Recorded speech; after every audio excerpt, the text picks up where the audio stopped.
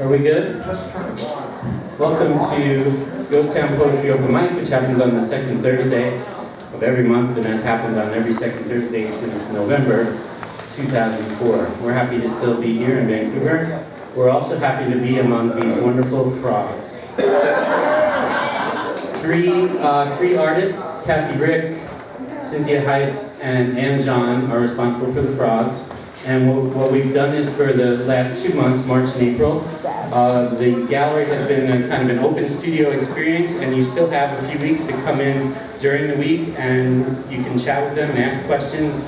You can see that some of the frogs are still, especially the big ones, are still in process. There's actually a third one that's not here, so maybe she's working on it at home and is going to bring it back. And then there'll be a closing reception on the 29th that everyone is welcome to come to sort of say goodbye to the frogs. We've loved having them here as part of our reading. And I almost forgot. We're going to do a couple of sort of announcement-y type things, and then we're going to get into our very special National Poetry Month feature. So here we go. Notice that when I get closer to the mic, my voice gets louder. And I can get Karen's attention, which is something that I like to do. So one of the things that we requested when we moved the reading over here, and Leah Jackson was kind enough to do, was to do a happy hour for us, Ghost Town Happy Hour. So if you get to your bartenders and staff over there, and here's some special deals for this evening. There's a Pilsner for $4, which is not on this list. So if that's your thing, go get a Pilsner. Thank you.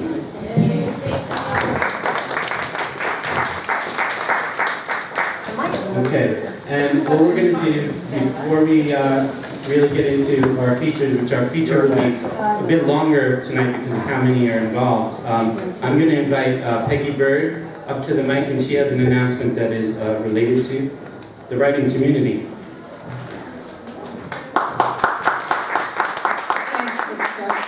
I'm Peggy Bird. I'm also a writer. I'm not nearly as good as most of you are. Poetry, mine's a little angsty. But I write memoir, mystery, children's plays, romances, just about everything else. When I have seen some of these events, I was jealous that there was no similar kind of activity for us poor prose writers. So, with Christopher's help, I have started Prose Uncorked here at Angst Gallery on Saturday afternoons. The next two are scheduled for the 7th of May and the 4th of June, 3 o'clock in the afternoon, right here. And I would encourage you, I'm going to leave a whole bunch of flyers with Christopher and the gallery. I would encourage you, since I'm sure you also all write short stories and memoir and all kinds of cool stuff, please come, bring 2 to 4 pages, about 10 minutes of reading, share it with us, have a glass of wine, and enjoy learning about the other half of the writing community in Vancouver. Thank you. Yes, ma'am. Does that mean we can write prose poems too? Yes. Sure, why not?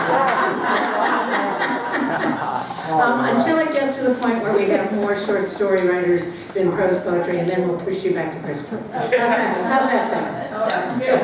Thanks very much. We'll share you until then. Yes, we'll share you until then. Thank you, Christopher. Sure.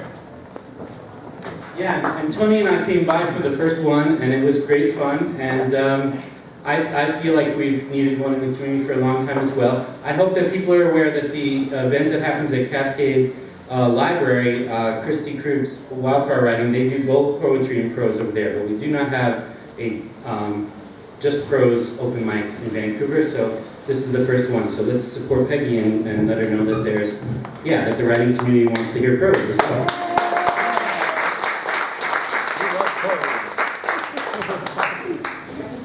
So, I'm living my dream right now. Like everything that I'm doing, all of my time that I'm spending is on sharing my passion with people and talking to people about the things that matter to me, which is writing and poetry, and teaching 2 poetry classes, 3 if you include the one that happens next door at Niche, and 2 sections of a memoir writing class that is also fantastic and fun.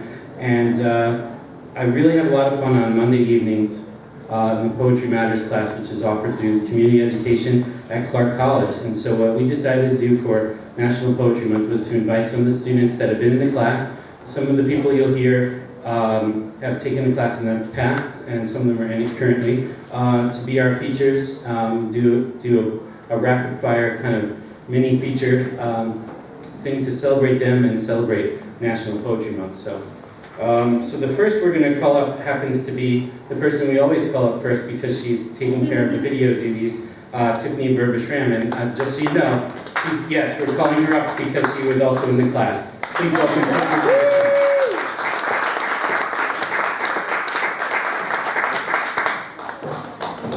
Thank you, and I'm actually going to use the mic. Yeah. Thank you. That's what they're for. Okay, so I have a few poems that I'm going to read.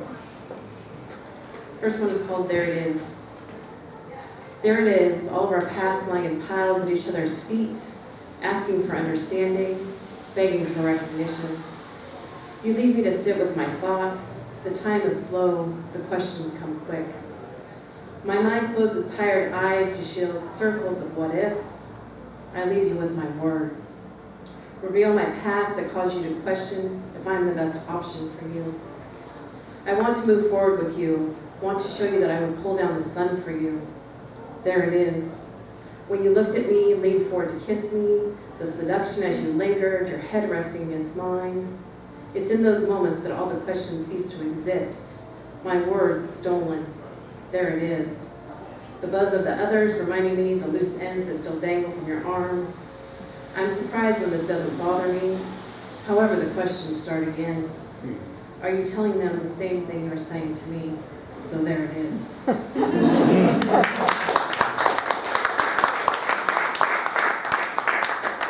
This is a very short one. It's called Quietest Tones. Speak only in the words of your fingertips. Sing only the songs of strokes against the curves of my back. Whisper in my ear your breath of longing, of pleasures that need not be spoken. Love me in only language of smiles and knowing glances. Reverberate our passion in the quietest of tones.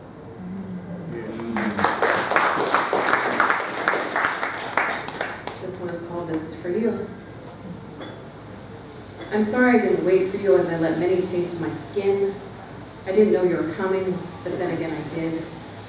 I had felt your hands wrapped around me every night when I cried, felt your forearms wipe the tears that never seemed to stop.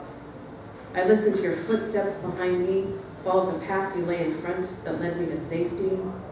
I listened as men would speak the words I wanted to hear. Then I heard you saying, you know what he really wants, know your value. I saw your disappointment in reflections and mirrors I gave so freely of myself. Watched the tears fall from your eyes as you could not reach me to warn me of the coming heartache. So now you stand before me as if you don't trust in me, replay my words like they're the only truths about me. I want to dive into you like the ocean I have never tasted, cover my wounds with your salt.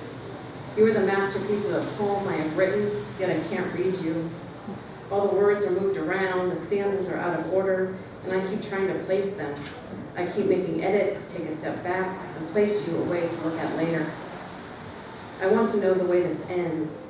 Don't want to have to practice my patience while I stand freezing. I think I liked you better hiding in the shadows. I felt your love there. Felt your arms pulling me close in the moments I felt raw. I am searching for tiny specks of the future, leaning into the wind so I don't get carried away. I hear your silence as loud as my mother screaming at me to find the scissors. Your absence is familiar as the day I watched my father's rust-colored van drive away. I am waiting by the phone, searching through conversations to ease the silence. And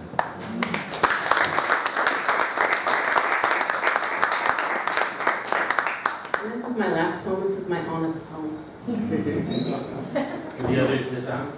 No. There might have been a little bit of... It's pretty honest. I'm not good at lying. So my honest poem. Hi, my name is Tiffany. I'm 5'4" and a few inches. I'm way more than I should for my height, and I walk around in heels that propel me between 5'7" to 5'10". I was born on the 22nd of October as my father watched the Oakland A's beat the Cincinnati Reds in the 1972 World Series. I love black olives and black men, and think Brussels sprouts drenched in garlic and butter are as close to food heaven as you can get. Most days I spend thinking about how God, if there is one, can put this much passion into a body this short. Wonder why I can't seem to figure out what my calling is, or why I wake to the sounds of wolves hunting me as if I were a full moon. I love sunny days, all shapes of the moon, and men that are pleasing to my body but leave me gasping for breath with an oxygen mask strapped to my face. I don't know much, but I do know this. I was born of fire, unable to find balance in my zodiac sign, that the sun is the best medicine for restoring what is broken, and that before I leave this earth, I will have made some impact, even if it's just the words that I speak. I am quiet in crowded rooms and loud when they are empty. I keep a reminder of my mistakes and binders of poetry that take up more space than the furniture in my room. Hi, I'm Tiffany. I like sunflowers laying below the sun's rays, and every morning I try and convince myself, after years of being told I'm unworthy, that something within my reflection is divine. Thank you.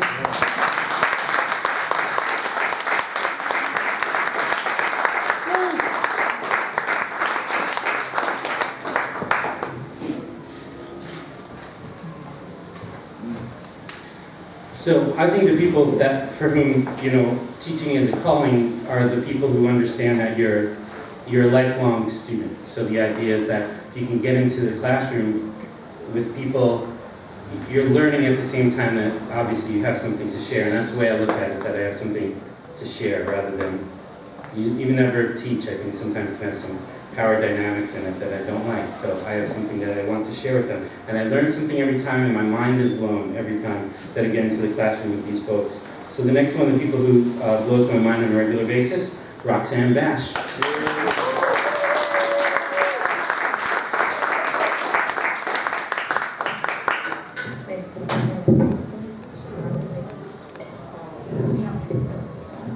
Come on, Toni.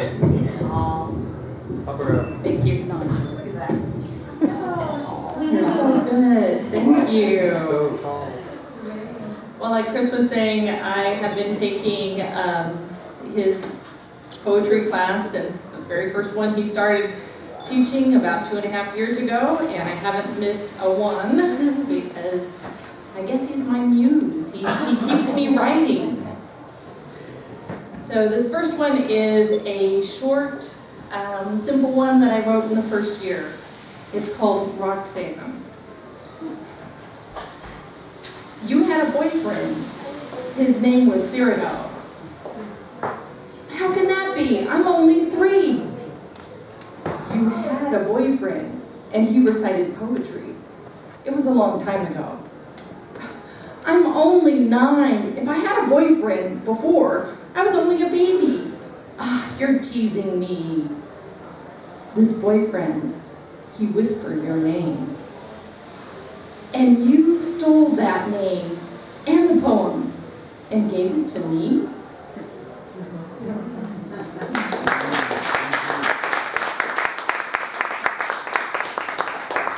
This next one's a little bit darker, and written a little later, and it's called The Weight of a Soul Without Sun. Try without glasses. Sand pouring down my throat, coating my insides, pooling in sacks that once held air, dropping to a stomach that has no bottom, falling without end. Pain suffused in each grain, mixing with tears streaming from broken spigot eyes, filling legs, feet, toes, turning to shoes of cement, stopping all movement forward, stopping breath, stopping. All thoughts have stopped.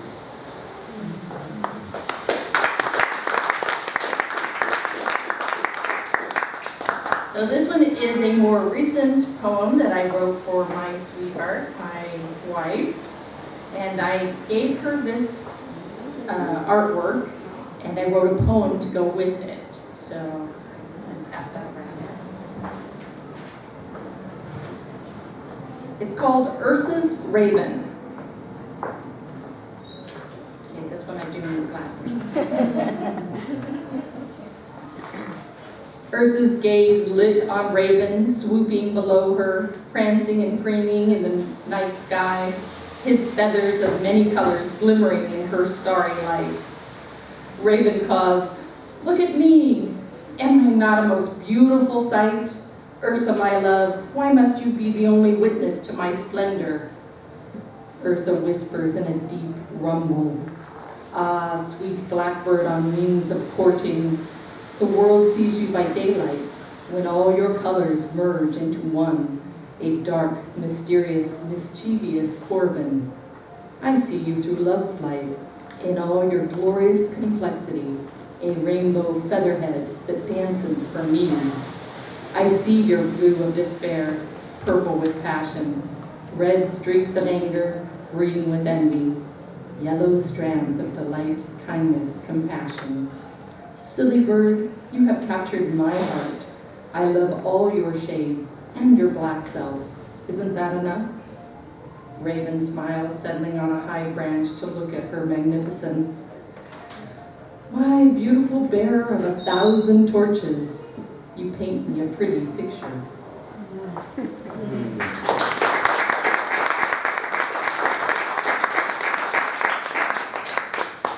And then from my fellow traveler, there's another poet that would like to be here tonight, Matt Eford. He sent a poem from his travels. Like me, he has been to every single one of Chris's classes from the very first class, interrupting his travels to write poetry. And just this last semester, the one we're in right now, he decided to take a break and go back to his travels. So he sent me a poem from Russia yesterday. I'm gonna read a poem that I wrote for him to send him on his way, and then I'll read the one he sent to me to read. This first one is called "The Lone Wolf." You have become the lone wolf, striking out on a path of great distance, searching among tribes of others to create one of your own. Not content to dwell on familiar, your tongue tasting the scent of exotic musk, following tracks laid down by centuries of masses, nosing through the waste-filled edges of man, seeking an understanding greater than your soul, on padded paws bearing the weight of your hunger.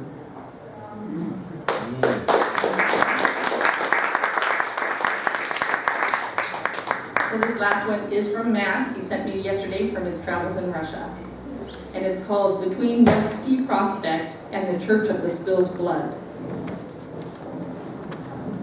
Lovers make the warriors that take the mud, a hard-fought spot by the sea, a canal for relaxed flesh to find relaxed flesh. Rulers can find their force when youth meet youth to create the new young. Hemmed in by bricks, the Neva sings, "You are my art."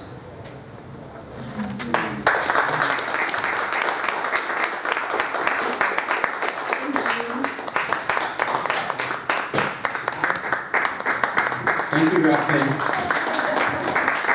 So let me action going on like him now. Okay, and the next writer that I would like to introduce you to is Holly Black. Come on, Holly.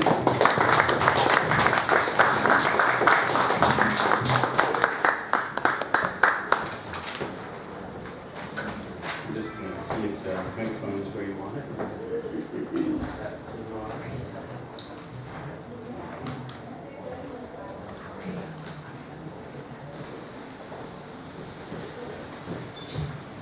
Well, I took classes from Chris until I rolled over in bed one morning and broke a hip, and then things were kind of downhill from there. And so I invited former classmates to come.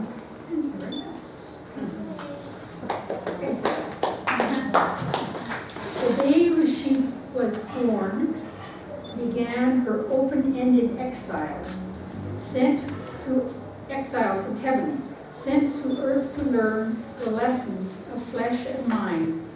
An ethereal spirit always, she forgot why she had been exiled and hoped and waited to be recalled.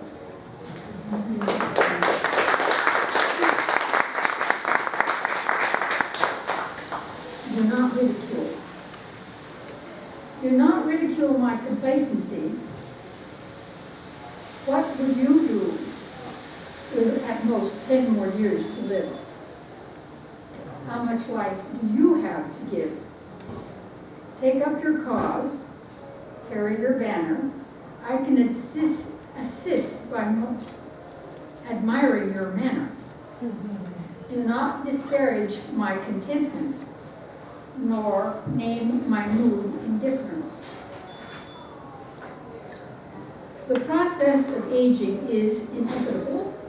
It creeps up on the body silently. To resist decay is admirable, but it's best to treat it gently. Some symptoms are subject to correction. Train your skill of adaptability. Comply with your doctor's direction. He studied long and hard to diagnose your disability. Each morning you see the rising sun is one more opportunity for fun. Leave the bad newspaper on the stoop. Relax. Remember, you're out of the loop. Your peers are dying, no surprise. To think too much about it isn't wise.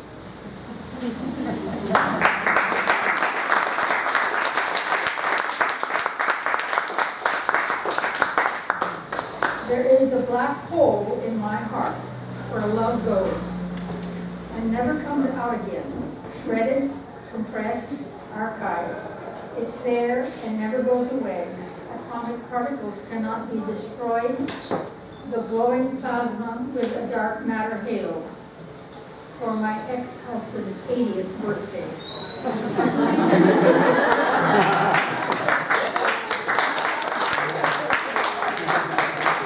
That one I didn't send him, this one I did. For the father of my children, people change over time. Sad mistakes are left behind. Time to celebrate the year 80. Lay aside past histories waiting.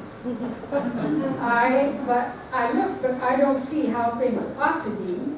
Here we are with family. Our clan, diminished, has also grown. Congratulations, patriarch. Sincerely, matriarch.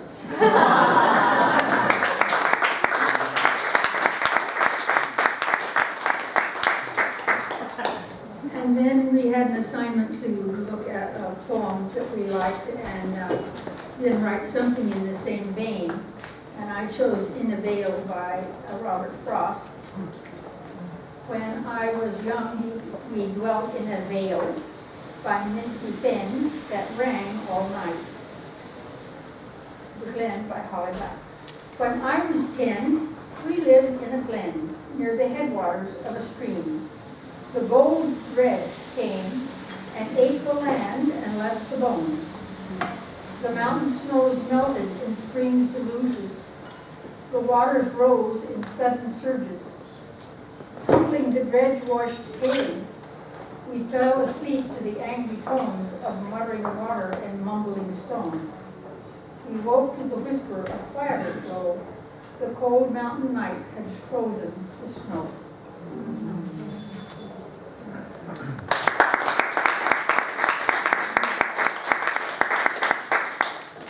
I was wedded to the soil of my childhood. Everything I ate, every cell in my body came from that soil. I helped plant and dig the potatoes. I ate eggs from hens that fed on the grass and bugs in that garden. Eggs fried in bacon grease from pigs I had swapped. Beef brain and sweetbreads from the butchered steer that ranged the creek's watershed. The spring water I drank also watered the carrots and beans. But then, the detribalization, the ladder of education, away from my land of sow belly and beans. Tea from China, avocados from Brazil, salmon from distant river and ocean. Slowly, every cell was rebuilt with foreign foods, and I became someone else, divorced from the soils of my childhood.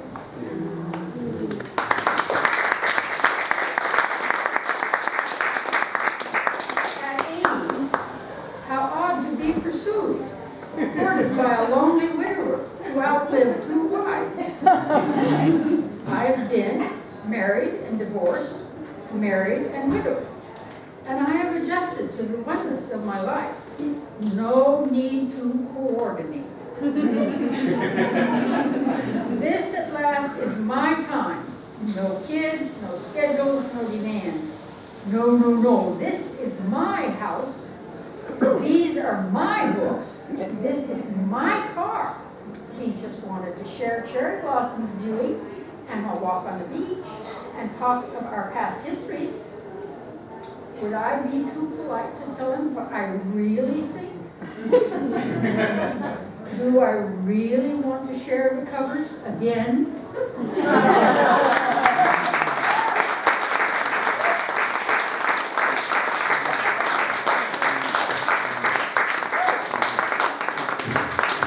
Thank you so much, Howard. And I just want to say that I've missed you, and I'm glad that you're feeling better. And thanks so much for being part of this tonight. I'm so glad to see you again.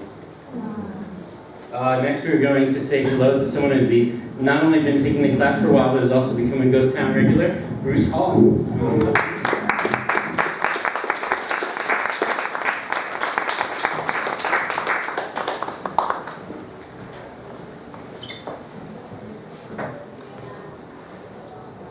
Well, this is the first poem I think I actually really wrote. It's 2013 Blues Fest, Portland, Oregon. When Mavis Staples sings of Dr. King's dreams, the hypocrites raise their hands. But these same people sneer, scorn, despise the white woman, yellow woman, brown woman, any woman whose skin doesn't match that of her man's. When Mavis Staples sings of Dr. King's dreams, the hypocrites raise their hands. Unlock the beast, the chains the beast has on your soul. Reach down deep, telling he has to go. You can do it. Tell him he has to go. Believe the dream, make it your life. So when Mavis Staples sings of Dr. King's dreams, you can raise both your hands. Yeah.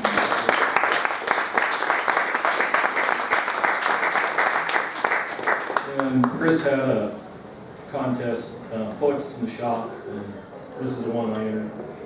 A verbal antidepressant. The plump rabbit hops, hops, and flops down in the bright green grass, soaking up the sun. The orange and black butterfly flits and floats, just drifting, drifting on the light, warm breeze. The squirrels talk with inside voices, telling stories of hibernation dreams and nut stashes found. The sun climbs past morning, moving slow, slower, meandering towards noon. Relax, breathe deep. No need to hurry. Take it easy. Enjoy the day.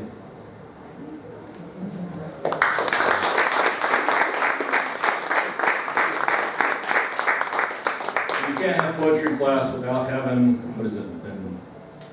a poem about poetry? Ars poetic. Ars poetic, yeah. Big words for country boy. Yes. Okay, poetry is the dew glistening on the green hillside, deer feeding, fawns running and jumping, trout leaping out of the big pool at the bottom of the waterfall. Poetry is the lover's embrace, that look in their eyes for all the world to see. Giggles, the soft touch, the unexpected smile, a glow. Poetry is a nightmare, springing out, stealing your sleep, shoving hideous down your eyes, down your throat, drowning your brain, making you squirm, want to run for the door. Poetry is the music of revolutions, change, shouts for righteous cause, fuel for bumper stickers, and the rallying cries at gatherings. Poetry is childhood, middle age, old age, whimsical wisdom, silliness, rhyming, rigid structure, and freeform. Poetry is laughs, cries, shouts, groans, and beautiful silence, because you have transformed the audience to a different time and place, leaving themselves for a few moments. Poetry is not something you do to make a living. Keep your day job. Poetry is what you do to live.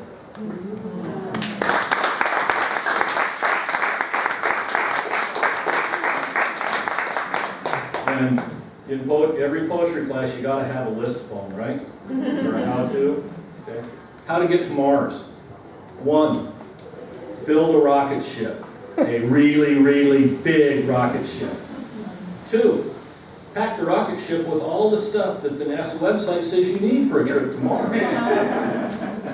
3, pack the rocket ship with the stuff that you'll need for a long trip to Mars that's not on the NASA's website.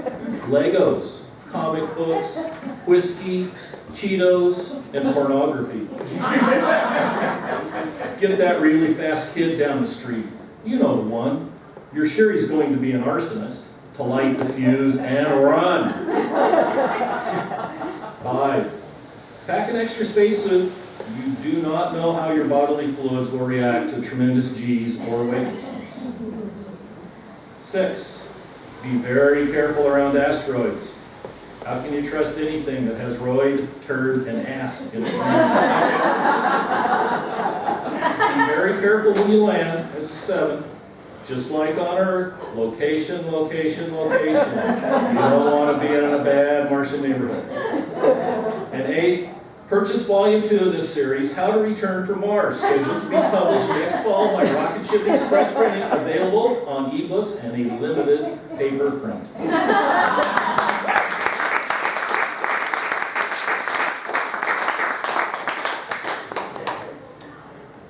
Bullshit. You heard me right. I'm calling bullshit. I won't be timid or shy calling sheep shit. And I don't want to get anything messy, so I won't be calling pig shit. And this is not the time to start social, political, economic, or personal biases, so I won't be calling chicken shit, bringing up the ramifications calling chicken shit can cause. I'm going to be very specific, so generic terms like cow shit will not do. And I have no intentions of being formal and making politically correct statements like male bovine feces. No, I'm calling bullshit. These arguments are not linear because nobody likes anybody with a line of bullshit. I don't know why bullshit is a lie. I've known many bulls, and not a single one has ever lied to me. They are honest about their wants, their needs, lusts, and desires. They will tell you it's basic. Food in, waste out. But your words plop out, pile up, splattering everything in sight. With your closeted Tea Party morals and socialist ties, leading in any direction the social media may blow, blogging support for any cause that comes along, except the one I support. A free shot of whiskey before church. And damn it, I've got to call bullshit against anyone who's opposed to a free shot of whiskey.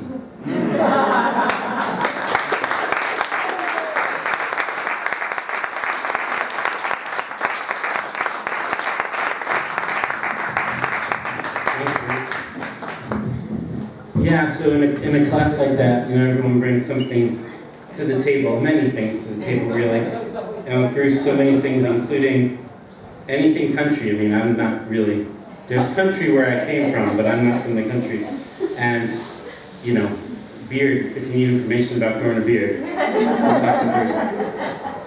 The only person here who can give Jim a run for his money on a beard from.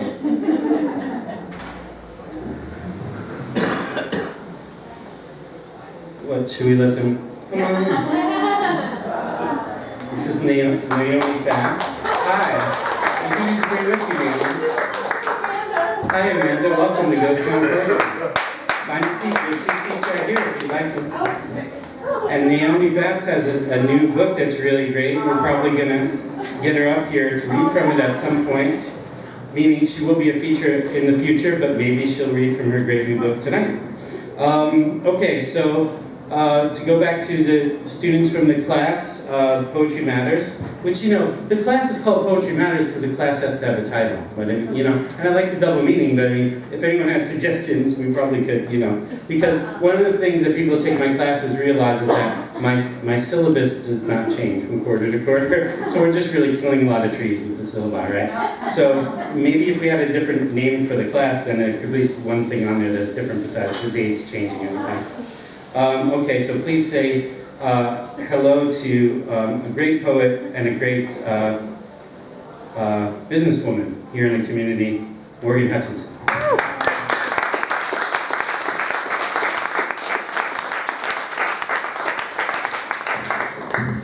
Thank you, Chris. I appreciate that. I also appreciate you offering the course. Not only have I enjoyed being part of the course with so many great other poets, but I find that the pieces I wrote while I was in the class, I go back to and they continue to excite me in terms of editing, and that's always fun, right? You always want to have those pieces that continue to excite you, that you want to go back to, that you want to get into. And so thank you for offering such an inspiring course to us poets here. Both of these poems I did write in his course, 2 semesters back, I believe. The first one's called Pedestrians.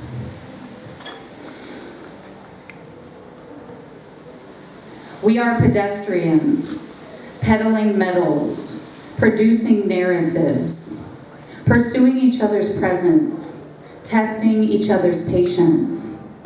We hold each other to the sky, we hold ourselves to the ground. We hold the land hostage. We are pedestrians, promising promotions, passer-buyers, buying everything, only to store it, to secure it, to give it away, to make things. Walking people, purchasing everything. Compulsory selections, empty lessons. We are pedestrians, watching the world go by, watching the plastics thrive. And oil spill on the concrete we pour, on the asphalt that splits heads or supports soles of shoes. Pedestrians, soul searchers, time wasters, eternal learners.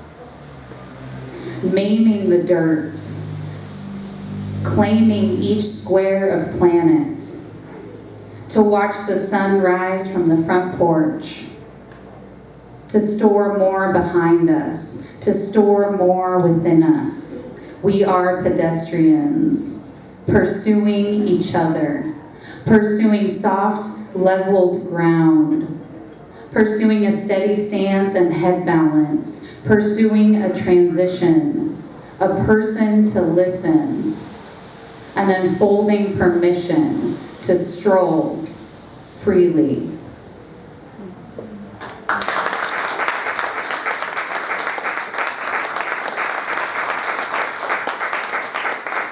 This next one, I think we were talking about metaphor in the course, and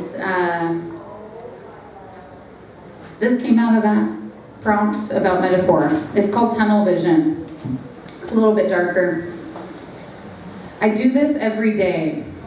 I apply irrational thoughts to the folds of my brain, and then they manifest. These thoughts, crawl around my folds, reproducing. No enemy close, I make myself my enemy. These creatures, these bugs, they propel themselves off of the tallest thought into the darkness, into the triangle of the doubt pool, the triangle that is 3 short shifts to madness, to tumult, to infinite messes of mind tantrums. It is sharp, has shape, wants attention. When desperation is clear, they have band together, rallied their authority to take over, to win the battle, and my body becomes mush, my eyes void of human. I am an outsider. I am, through the desperation of these thought bugs, turning people off, while also attracting those that share the same tunnel vision of self-doubt. Even with a small frame, a pretty face, these germs can take over. They morph into reality, starve my backbone of its posture, shave my shoulders to grow inward and forward and hunched.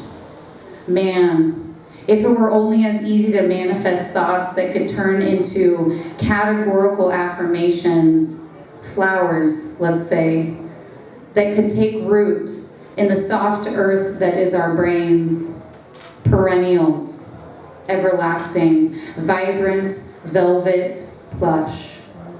If only it were easy to be mindful, to be truly alive in this moment, to inhale and feel the weight of the pen pressing an indent into my middle finger. My physical being would maintain its roots in the humble ground and simply thrive. Thank you.